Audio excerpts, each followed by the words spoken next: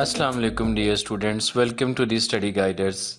आज हम 10th के मैथ का चैप्टर नंबर 3 स्टार्ट करने जा रहे हैं। वेरिएशंस का रेशियो एंड प्रोपोर्शन के बारे में है। बहुत ही इजी चैप्टर है, तो चलें शुरू करते हैं इसकी एक्सरसाइज 3.1। 3.1 को शुरू करने से पहले इसकी कुछ इंपॉर्टेंट जो डेफिनेशंस हैं उसको हम देखते हैं जी। तो सबसे पहले देखते हैं रेशो को, कि रेशो क्या होती है।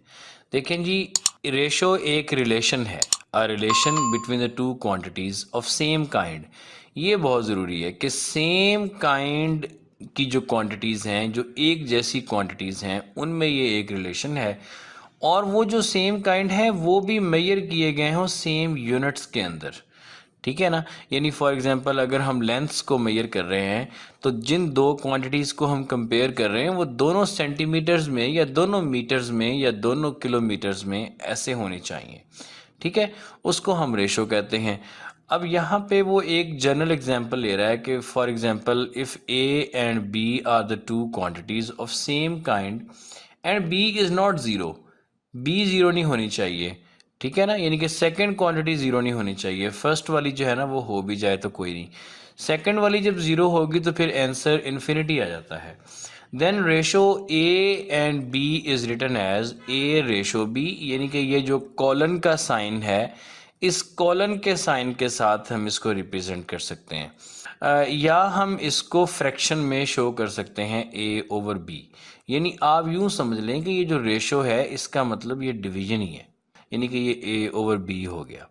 अब देखें यहाँ पे उसने ये हमें कहा है कि ये हमने बात याद रखनी है कि जो इनका ऑर्डर है ना एलिमेंट्स का, ये बहुत ज़रूरी है।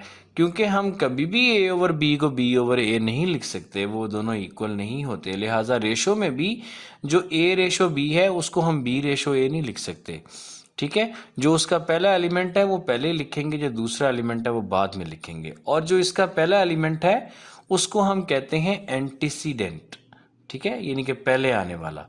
और जो सेकंड टर्म है बी उसको हम कहते हैं कॉन्सिक्वेंट, यानी बाद में आने वाला। अच्छा जी, और उसके बाद कहा गया है कि रेशो हैज़ नो यूनिट। देखें बच्चे, अगर हम रेशो ले रहे हैं दो क्वांटिटीज़ के अंदर, फॉर एग्जांपल वो दोनों लेंथ्स हैं, एक है 5 सेंटीमीटर, दूसरी है 7 सेंटीमीटर, तो ये जस्ट 5/7 रह जाएगी, क्योंकि सेंटीमीटर सेंटीमीटर से कैंसिल आउट हो जाएगा, इसलिए रेशो का कोई यूनिट नहीं होता। उसके बाद हम बात करते हैं प्रोपोर्शन की। तो प्रोपोर्शन क्या है? प्रोपोर्शन दो रेशोज की रेशो है। यानी कि a proportion is a statement which is expressed as an equivalence of two ratios. यानी कि उसमें दो एक जैसी रेशोज को, दो रेशोज को इक्वेट करके लिखा गया होता है। यानी कि अगर हमारे पास ए रेशो बी ये एक रेशो है, ए रेशो बी ये एक रेशो है, और सी रेशो डी ये दूसरी रेशो है, और अगर वो इक्वल हैं तो हम उनको यूं लिख सकते हैं, ठीक है जी, कि A ratio B equal to C ratio D. अब यहाँ पे ये दो एरोस से जो आपको बात समझाई गई है वो ये है कि जो ग्रीन एरो है ये शो कर रहा है जो दरमियान वाले दो एलिमेंट्स हैं बी और सी को, इनको हम कहते हैं मीन्स, ठीक है ना। और ये जो रेड में शो किए गए हैं इनको हम कहते हैं एक्सट्रीम्स। तो सिंबॉलिकली इसको दोनों तरह से लिखा जा सकता है। ये देखें जी, इसको इस प्रोपोर्शन के साइन के साथ भी लिखा जा सकता है। ये टू कॉलम्स अगर डाल दिए जाएं तो ये प्रोपोर्शन का सिंबल है, ठीक है ना। और इसको हम इक्वल के साइन के साथ भी लिख सकते हैं। इसका मतलब ये प्रोपोर्शन और इक्वल एक ही बात है। हम प्रोपोर्शन को इक्वल में कन्वर्ट कर सकते हैं और इक्वल को प्रोपोर्शन में। इसी तरह से ये जो रेशो है इसको हम डिवीजन में भी कन्वर्ट कर सकते हैं। यानी इसको हम यूं भी लिख सकते हैं कि ये A over B equal C over D, ठीक है ना। इस चीज़ को हम ऐसे भी लिख सकते हैं। चलें अब हम सॉल्व करते हैं इसका क्वेश्चन नंबर 1। देखिए जी, क्वेश्चन नंबर 1 में हमें रिक्वायर किया गया है कि हमने एक्सप्रेस करना है फॉलोइंग रेशोज़ को ए रेशो बी की फॉर्म में, यानी रेशो की फॉर्म में। उसको हमने फ्रैक्शन की फॉर्म में शो करना है। यानी पहले हम उसको रेशो में लिखेंगे, फिर हमने उसको फ्रैक्शन में लिखना है, और उस फ्रैक्शन को हमने लोएस्ट फॉर्म में यानी सिंपलेस्ट फॉर्म में सिंप्लीफाई भी करके लिखना है। देखें बहुत इजी है। ये जो फर्स्ट इसका पार्ट है इसमें देखें जी, ए रेशो बी ये इक्वल टू हो जाएगा ₹750 और रेशो ₹1250। अब जब इसको हम रेशो में करके लिखेंगे तो ये इसका साथ यूनिट नहीं लिखेंगे, इसको हम जस्ट 750 ओवर 1250 लिखेंगे। और अब हम इसको सिंप्लीफाई कर सकते हैं। देखिए जी, ये ज़ीरो जो है ये ज़ीरो से कैंसिल आउट कर देंगे और उसके बाद जो हमारे पास बचेगा ना 75 ओवर 125, इसको हम 25 के टेबल से सिंप्लीफाई करके 3 ओवर 5 लिख सकते हैं। ठीक है जी, तो ये इसमें हमने इसको रेशो की फॉर्म में लिखा, उसके बाद हमने इसको फ्रैक्शन की फॉर्म में लिखा और फिर उसको हमने सिंप्लीफाई किया। देखें इसके सेकंड पार्ट को, तो सेकंड पार्ट में यही जो a रेशो b है ये इक्वल हो जाएगी 450 सेंटीमीटर रेशो 3 मीटर। देखें रेशो तो सेम यूनिट्स में ली जाती है, तो इसमें एक सेंटीमीटर में दिया गया है, दूसरा मीटर में दिया गया है, तो हमने मीटर वाले को भी सेंटीमीटर में कन्वर्ट करना है। वो हम कैसे करेंगे, ये देखें 450 सेंटीमीटर रेशो 3 को हम 100 से मल्टीप्लाई कर दें तो ये 300 सेंटीमीटर हो जाएगा। अब हम इसकी फ्रैक्शन बना के लिख लेते हैं 450 ओवर 300। ठीक है, तो देखें जी, पहले हम इनको 10 पे डिवाइड करते हैं, यानी कि एक एक ज़ीरो कैंसिल कर देते हैं, फिर ये बन जाएगा 45 ओवर 30। अब अगर हम इसको 15 के टेबल से सिंप्लीफाई करें तो ये फिर बन जाएगा 15 3s are and 15 2s are, तो 3 ओवर 2 इसका आंसर आ गया। इसी तरह से देखें इसके थर्ड पार्ट को, तो थर्ड पार्ट में है कि a ratio b is equal to 4 kilogram और रेशो 2 किलोग्राम एंड 750 ग्राम्स। अब हमने इसको क्या करना है, हमने इनको सबको ग्राम में कन्वर्ट कर लेना है। मल्टीप्लाई कर देते हैं 1000 से तो ये ग्राम्स बन जाएगा। ठीक है, और रेशो ये जो 2 किलोग्राम है 2 को हम मल्टीप्लाई कर देते हैं 1000 से, ये ग्राम बन गया, और इसमें 750 को हम कर लेंगे ऐड, तो ये सारा ग्राम्स में आ गया। अब ये बन जाएगा 4000 रेशो 2750।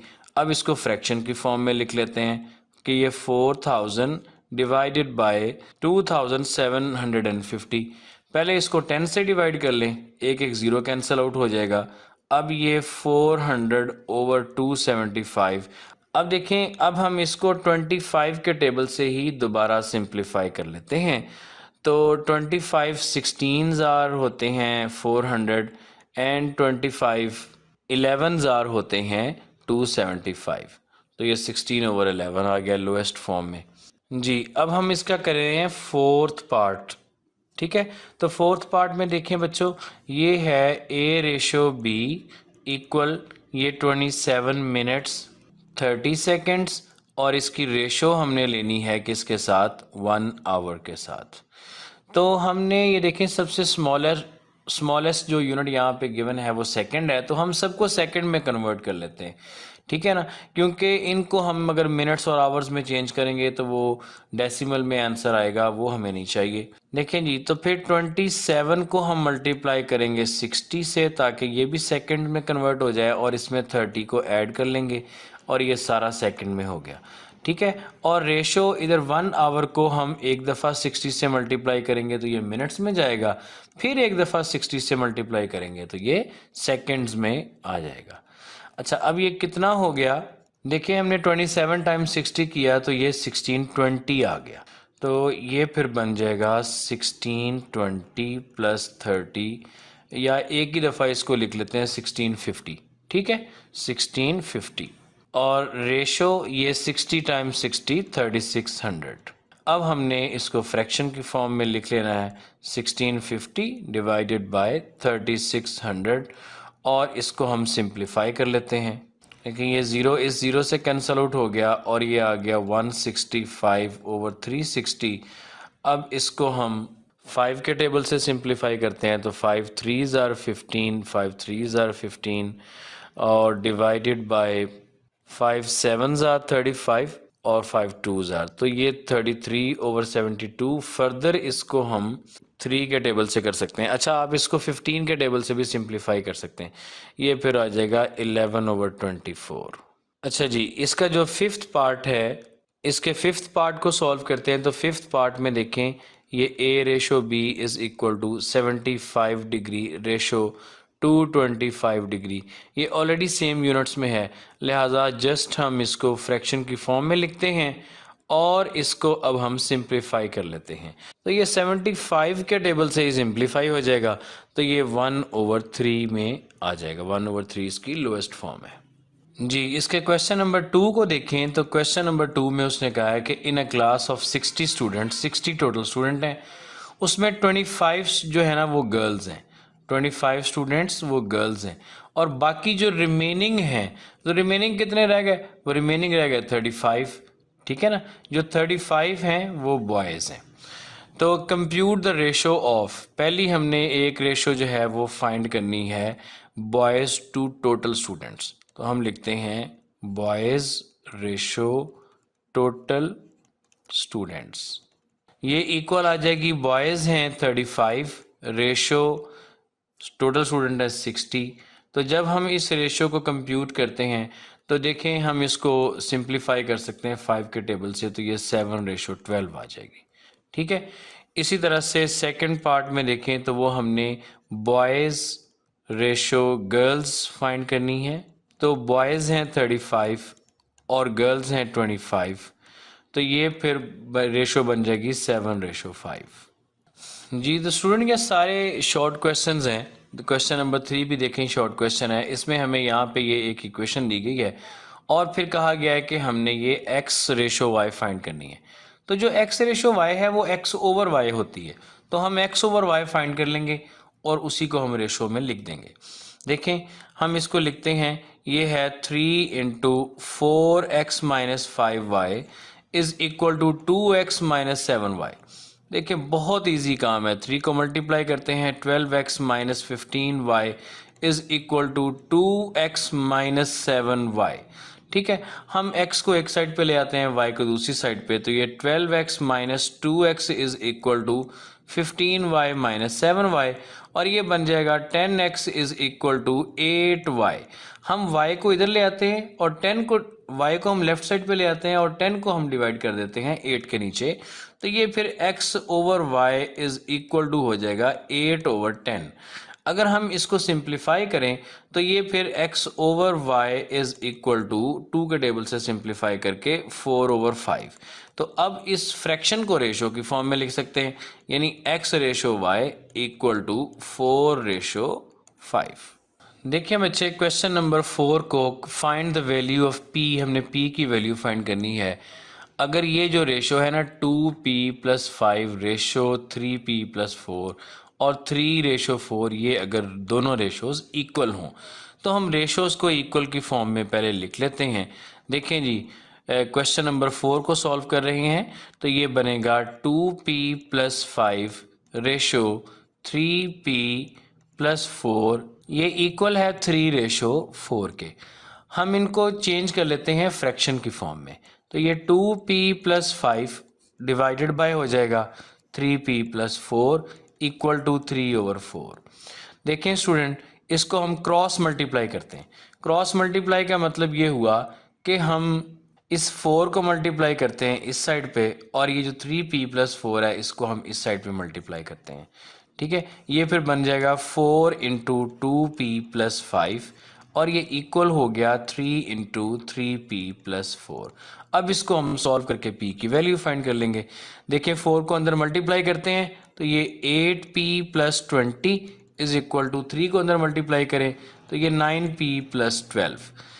अच्छा p को हम ले आते हैं इस साइड पे और 12 को इधर, तो ये 20 - 12 is equal to 9p - 8p। तो इधर रह गया p और इधर रह गया 8, यानी कि p इज इक्वल टू 8। ये p की वैल्यू फाइंड हो गई, ठीक है। अब देखते हैं इसके क्वेश्चन नंबर 5 को। तो क्वेश्चन नंबर 5 में देखें जी, यहाँ पर भी 2 रेशोज दी गई हैं, ठीक है, और उन दोनों रेशोज को इक्वल करके हमने वैल्यू ऑफ x फाइंड करनी है। तो उसी तरह से सेम टू सेम हम इसको लिखते हैं 3x + 1 ratio 6 + 4x is equal to 2/5।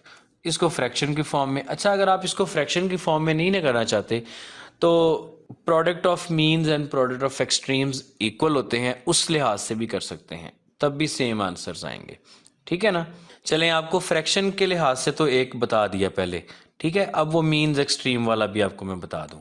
देखो बच्चों, ये क्या है, ये हैं मीन्स, ठीक है ना, और ये हैं एक्सट्रीम्स जो साइड पे हैं। तो हम यहाँ पे फिर इसको लिखते हैं कि as product of means equal to product of extremes. तो इनकी प्रोडक्ट लिखते हैं। अच्छा, ये एक्सट्रीम का जो एरो है वो थोड़ा सा, एक्सट्रीम्स जो हैं वो ये वाली, एक ये 3x+1 और दूसरी ये 5 जो साइड पे दी गई है। अच्छा, तो इनको अब हम मल्टीप्लाई कर सकते हैं। देखें, 5 को हम मल्टीप्लाई करेंगे 3x+1 से और ये इक्वल होगा 6+4x, इसको हम मल्टीप्लाई करेंगे 2 के साथ। ठीक है, तो ये इसी तरह की स्टेटमेंट आ गई जैसे हमने पहले निकाली थी। अब हम बस इसको मल्टीप्लाई करके सॉल्व कर लेंगे। देखें, ये 5 3s are 15x+5 is equal to ये 12+8x। अच्छा बच्चों, अगर आपको लगे कि ये अजीब सा मेथड है, तो जो मैंने आपको क्वेश्चन नंबर 4 में करवाया ना, आप उसी तरह से भी इसको कर सकते हैं। ठीक है, ये तो मैंने जस्ट ऑल्टरनेटिव मेथड आपको एक बताया। देखें, x को एक साइड पे ले आते हैं, ये 15x minus 8x is equal to 5 को राइट साइड पे ले जाएं 12 माइनस 5। तो यहाँ से देखें जी 7x is equal to 7 and x is equal to 1। 7 ला के इधर डिवाइड कर दिया जी। क्वेश्चन नंबर 6 में देखें जी, 2 numbers are in the ratio 5:8। अच्छा बच्चों, ये नंबर 5 और 8 नहीं है, ठीक है ना। जो 2 नंबर्स है ना, वो 5 और 8 की रेशो में हैं। अब 5 और 8 की रेशो में होने से मुराद क्या है? देखें, इससे मुराद ये है कि ये 5:8 यानी कि 5 और 8 भी हो सकते हैं, ठीक है ना। या फिर ये 5:2:8 भी हो सकते हैं, यानी कि 10:16, वो भी 5:8 ही होती है, ठीक है ना। और इसी के इक्विवेलेंट जो है ना फ्रैक्शन या इक्विवेलेंट रेशो, वो इसको हम 5 को 7 से मल्टीप्लाई करके भी और 8 को भी 7 से मल्टीप्लाई करके भी निकाल सकते हैं, ठीक है ना। या फिर हम इसको एक जनरलाइज फॉर्म में अगर हमने कहना हो तो देन हम इसको कह सकते हैं कि ये 5x, ठीक है, रेशो 8x। तो हम ये वाले नंबर्स लेंगे क्योंकि हमें नहीं पता कि वो किस से मल्टीप्लाई करवाना चाह रहा है। तो हम उसको जो 2 नंबर रेशोज में हैं 5:8 में, उसको हम 5x और 8x लेंगे और फिर हम उसको सॉल्व करेंगे। देखें, अब नेक्स्ट वो ये कह रहा है कि if 9 is added to each number, यानी अगर हम 5x में, यहाँ पे हमने इसको कह दिया था कि ये 5x है, ठीक है ना, ये 5x है और ये 8x है। अगर हम इसमें भी 5x में भी 9 ऐड कर दें और 8x में भी 9 ऐड कर दें, तो फिर हमें एक नई रेशो मिलती है, और वो नई रेशो कौन सी है? 8:11। इसका मतलब है कि ये अगर हम इसमें 9 ऐड कर देंगे तो वो 8:11 के इक्वल हो जाएगा। तो हम इसको फिर लिखते हैं, देखें जी, as numbers are in ratio 5x ratio 8x, it implies that अगर हम 5x में भी 9 ऐड कर दें, ठीक है, और इसकी रेशो 8x में भी 9 ऐड कर दें, तो ये इक्वल किसके हो जाएगा? 8:11 के। लें जी, अब इसको चाहे आप फ्रैक्शंस बना के या आप मीन्स और एक्सट्रीम वाला फॉर्मूला लगा के जिस तरह मर्जी सॉल्व कर सकते हैं, ठीक है। तो देखें, इसको हम लिखते हैं 5x + 9 divided by 8x + 9 is equal to 8/11। और अब इनको क्रॉस मल्टीप्लाई कर लेते हैं, तो ये 11 into 5x + 9 is equal to 8 into 8x + 9, और इसको सॉल्व करते हैं तो ये 55x + 99 is equal to 64x + 72। तो x को हम ले जाते हैं इधर, तो ये बन जाएगा 64x - 55x, और 72 को ले आते हैं इधर, तो ये फिर 99 - 72। इधर आ जाएगा ये 9x और इधर आ जाएगा 27, या हम इसको x is equal to 27 divided by 9, और हम इसको कह सकते हैं x इज इक्वल टू 3। ठीक है। अच्छा, ये हमने x की वैल्यू तो फाइंड कर ली, लेकिन उसकी क्या ख्वाहिश है कि फाइंड द नंबर्स। ठीक है। देन फिर नंबर्स क्या होंगे, नंबर्स आर, देखिए नंबर्स तो थे, एक 5x और एक 8x। फिर जो 5x होगा वो हो जाएगा 5 इंटू 3 यानी कि 15, और दूसरा जो है वो 8x is equal to 8 into 3, ये हो जाएगा 24। सो 15 एंड 24 आर रिक्वायर्ड नंबर्स। जी, तो क्वेश्चन नंबर 7 को देखें। इसमें कह रहा है कि if 10 is added to each number of the ratio 4:13। दोबारा ये वही क्वेश्चन नंबर 6 की तरह की कहानी है। ठीक है ना। तो हम इसको फिर उसी तरह से लिखते हैं, as number are in ratio 4x:13x। Then हमने क्या करना है, हर एक में यानी 4x में भी 10 ऐड करना है और रेशो 13x में भी 10 ऐड करना है। तो फिर ये रेशो किसके इक्वल बन जाएगी, फिर ये रेशो 1:2 बन जाएगी, यानी कि हम इसको लिखेंगे 1:2। लें जी, अब इसको हम लिख सकते हैं 4x + 10 over 13x + 10 is equal to 1/2। Cross multiply करते हैं तो 2 इधर आके मल्टीप्लाई हो जाएगा, 2 into 4x + 10 is equal to ये 1 इंटू 13x + 10। देखें बच्चे, ये बन गया 8x + 20 is equal to 13x + 10। x को इधर ले आइए और 10 को इधर, तो ये फिर बन जाएगा 20 - 10 is equal to 13x - 8x। ये 5x हो गया और इधर लेफ्ट साइड पे 10 आ गया, यानी कि ये 5x इज इक्वल टू 10 और x इज इक्वल टू 2। अब ये x की वैल्यू आ गई है। ठीक है। तो फिर जो नंबर्स हैं वो क्या होंगे, देन नंबर्स वो होंगे जी 4x यानी कि 4 इंटू 2 ये 8 हो गया, और जो 13x है ये 13 इंटू 2 26। ठीक है। सो 8 एंड 26 आर रिक्वायर्ड नंबर्स। देखें जी, क्वेश्चन नंबर 8 में कहा गया है कि find the cost of 8 kg mangoes if 5 kg mangoes cost 250। लो जी, 5 किलो आम 250 के है करने वाली बात। यहाँ तो 250 में 1 किलो भी बड़ी मुश्किल से मिलते हैं। तो हमने बहरहाल क्वेश्चन की रिक्वायरमेंट के मुताबिक इसकी कॉस्ट फाइंड करनी है।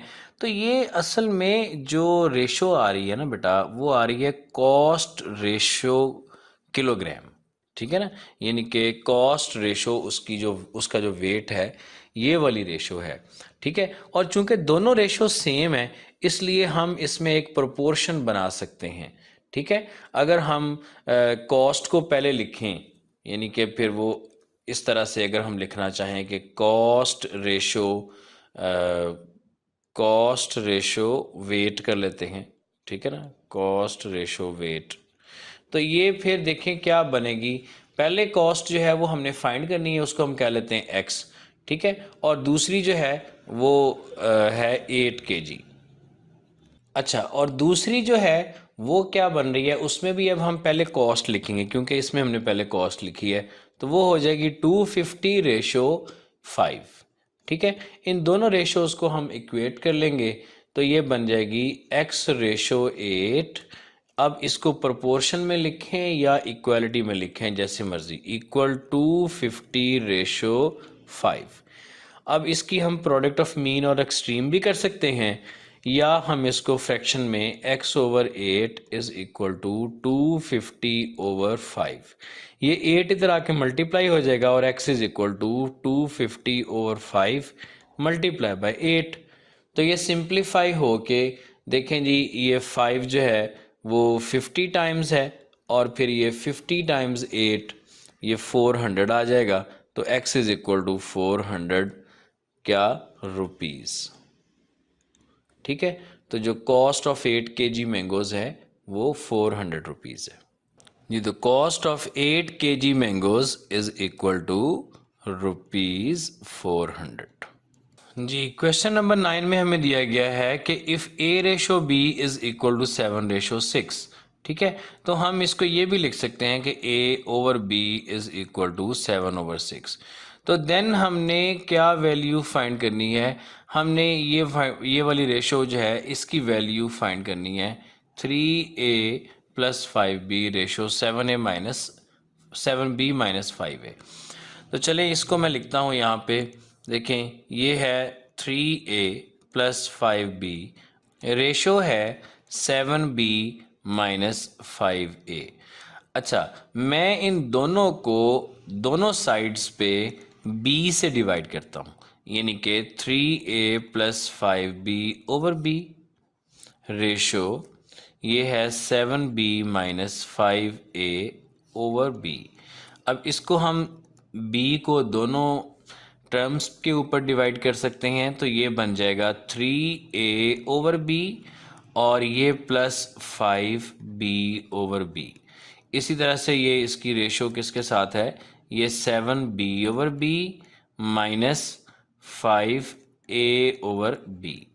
ठीक है, अच्छा तो अब ये B के साथ तो कैंसिल हो जाएंगे और ये बन जाएगी 3 × A/B + 5 और रेशो इसकी है किसके साथ, 7 - 5 × A/B। तो देखो बच्चों, अब जो है वो हम क्या कर सकते हैं, यहाँ पे ये जो हमें A/B की वैल्यू दी गई है ना 7/6, वो हम इसमें A/B में पुट कर देते हैं। तो ये 3 × ये 7/6 + 5 और रेशो 7 - 5 × 7/6। लें जी, अब हम इसको कंप्यूट कर लेते हैं दोनों साइड्स को। ये बन जाएगी हमारे पास 21/6 + 5 रेशो ये बन जाएगी 7 - 35/6। ठीक है, अच्छा अब इसको हम क्या करते हैं, एलसीएम से सॉल्व करते हैं। तो ये देखें 6 इनका एलसीएम आ जाएगा और ये 21 + 6 5 = 30 रेशो ये 6 7 = 42 42 - 35/6। अच्छा, ये जो रेशो है ये डिवीजन ही होती है, तो अगर हम इसको मल्टीप्लाई में चेंज करें तो नेक्स्ट वाली जो टर्म है उसको हम फ्लिप कर देते होते हैं, उल्टा देते होते हैं। तो ये फिर बन जाएगा 51/6 और इसको मैं मल्टीप्लाई कर रहा हूँ तो ये 6/7।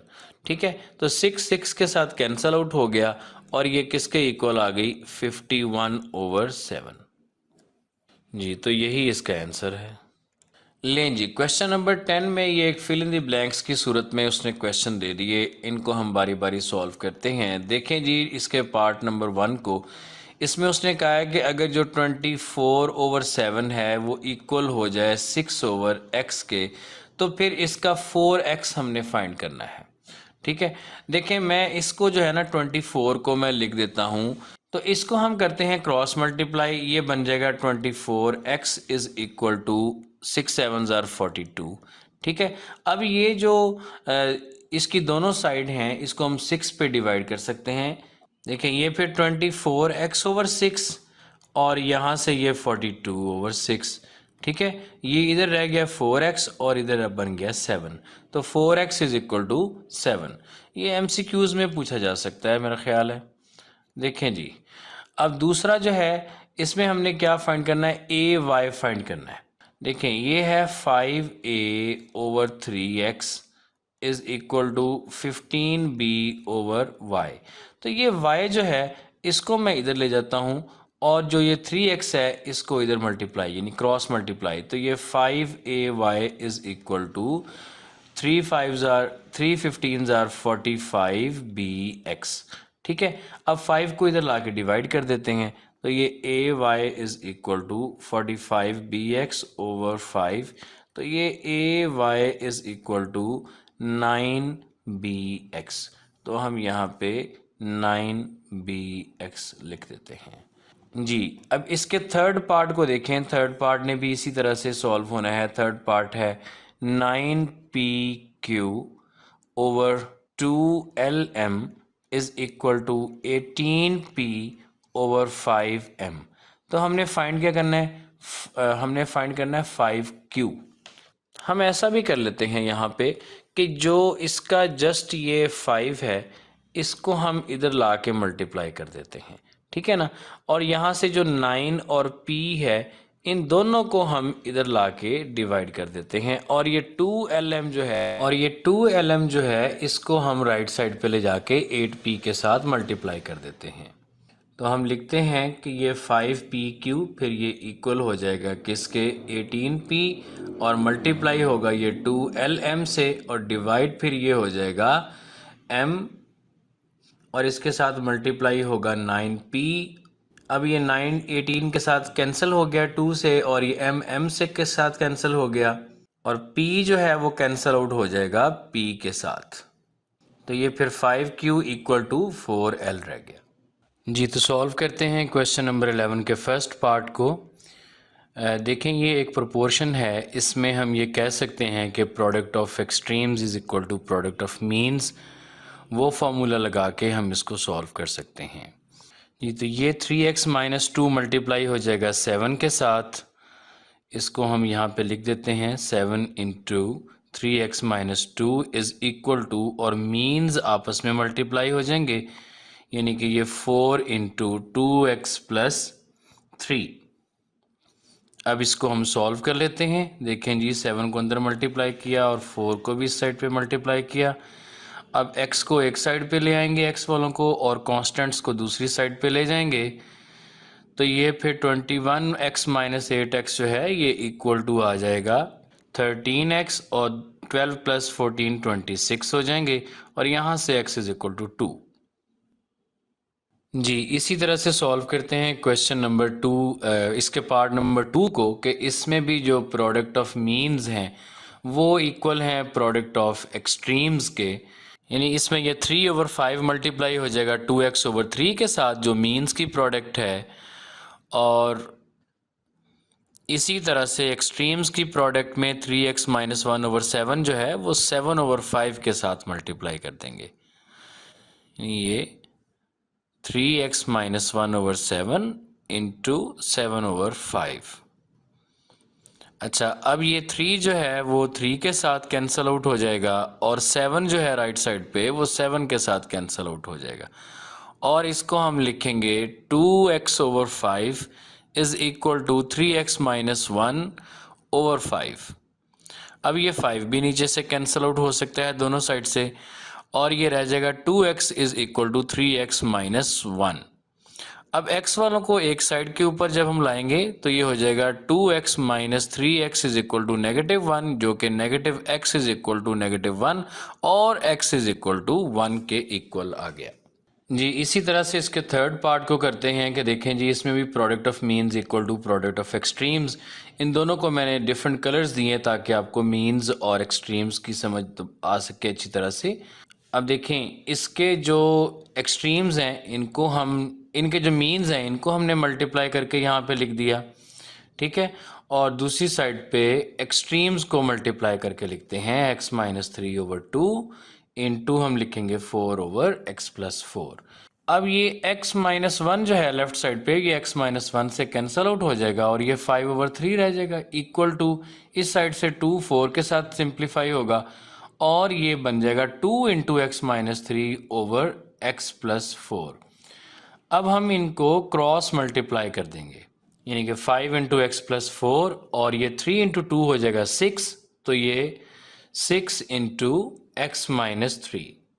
अब इनको हम सॉल्व कर लेंगे, 5 को अंदर मल्टीप्लाई करते हैं, राइट साइड पे 6 को अंदर मल्टीप्लाई करते हैं।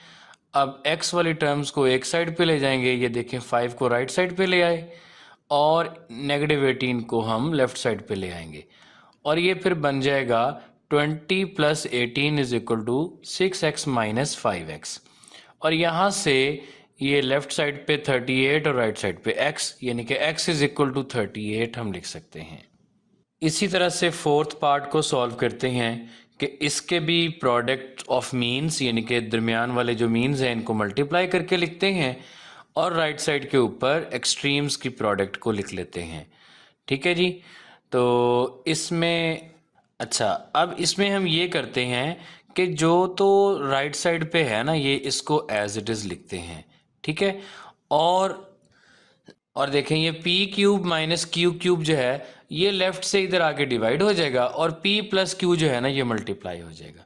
अब इसको हम सॉल्व कर सकते हैं जी। अब ये जो नीचे P cube minus Q cube है ना स्टूडेंट्स, इसकी हम फैक्टराइजेशन करेंगे और ऊपर वाले अभी हम एज इट इज़ लिखेंगे। ठीक है। ये देखें जी, सारा हमने एज इट इज़ लिखा और नीचे ये ए क्यूब माइनस बी क्यूब वाला फॉर्मूला लगा के ये हो जाएगा P minus Q into P square plus P Q plus Q square. ठीक है। और अब ये P square plus P Q plus Q square cancel out हो जाएगा और पी माइनस क्यू जो है वो एक पी माइनस क्यू के साथ कैंसिल आउट, और बाकी जो है वो एक पी माइनस क्यू रह गया और दूसरा पी प्लस क्यू रह गया। इनको हम मल्टीप्लाई करते हैं, ये P square minus Q square आ जाएगा A minus B into A plus B वाले फार्मूला से, और यही इसका आंसर है। इसी तरह से इसके लास्ट पार्ट को भी हम सॉल्व करते हैं। देखें जी, product of means 11 minus X को मल्टीप्लाई करेंगे 16 माइनस एक्स से, और एक्सट्रीम्स 8 माइनस एक्स को मल्टीप्लाई करेंगे 25 माइनस एक्स के साथ। ठीक है। दोनों फैक्टर्स को दोनों साइड्स पे मल्टीप्लाई कर लेते हैं। तो देखें ये 11 इंटू 16 जो है ये हो जाएगा 176, और फिर उसके बाद ये 11 इंटू एक्स माइनस 11x और ये माइनस 16x हो जाएगा, और ये प्लस एक्स स्क्वेयर, और राइट साइड के ऊपर 8 मल्टीप्लाई बाई 25 इज 200, और 8 into minus x is minus 8x and minus 25x, और फिर ये प्लस एक्स स्क्वेयर। अब एक्स स्क्वेयर दोनों साइड से कैंसल आउट कर देंगे, और फिर उसके बाद एक्स वाले जो वेरिएबल्स हैं उनको एक साइड पे ले आएंगे और कांस्टेंट्स को दूसरी साइड पे। लेकिन ये 25x इधर आके प्लस का हो गया, 8x भी प्लस का, और minus 11x minus 16x is equal to 200 minus 176। ठीक है। अब ये 25x प्लस 8x जो है ये हो जाएगा 33x माइनस 11 22x, और 22x minus 16x is equal to 8x, और राइट साइड के ऊपर ये 200 माइनस 176 जो है ये 24, और अब 8 को राइट साइड पे लाके डिवाइड कर देंगे तो ये x इज इक्वल टू 3 जी। तो 3.1 सॉल्व हो गई। अपना रखिएगा बहुत सा ख्याल। मिलते हैं नेक्स्ट वीडियो में एक्सरसाइज 3.2 के सॉल्यूशन के साथ। अल्लाह हाफिज़।